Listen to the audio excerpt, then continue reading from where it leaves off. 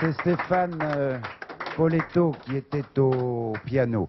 Ah, je vois, Evelyne, que vous êtes encore assis à côté d'un fort beau garçon, là. Oui, c'est vrai qu'il est pas mal. Didier Marouani. Bonsoir. Bonsoir.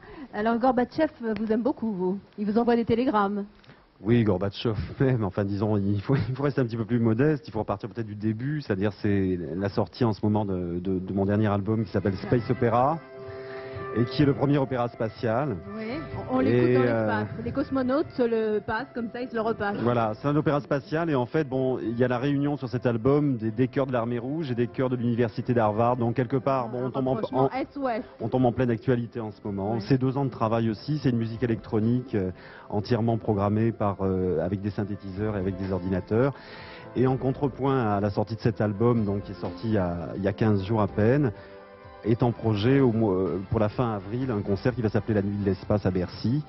Et par rapport à ce concert, j'ai écrit un jour à M. Gorbatchev au mois de mai dernier pour lui demander de m'aider au niveau de la technologie de l'espace, parce que cette fête de l'espace va être un petit peu la réunion américaine, soviétique et européenne de tout ce qui concerne les technologies de l'espace. Et à ma grande surprise, et à la surprise même de l'ambassade soviétique à Paris, il a répondu, vous êtes quand même très culotté. Vous écrivez à Gorbatchev et puis non, mais naturellement...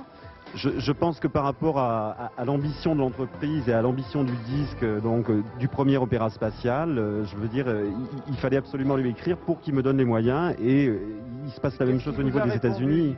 Monsieur Gorbatchev, précisément. Il m'a répondu qu'il me souhaitait tous ses vœux de réussite dans l'entreprise que j'essayais de réaliser. Ouais. Et en fait, bon, je suis allé à Moscou le 22 juillet pour donner le premier exemplaire de Space Opera. Donc, il l'a écouté? Le premier opéra spatial. Il l'a écouté? Je ne sais pas s'il a écouté, mais en tout cas, Glav Cosmos a accepté, et j'ai pu remettre aux cosmonautes soviétiques ce disque qui est parti dans l'espace le 22 juillet à bord de la station Mir.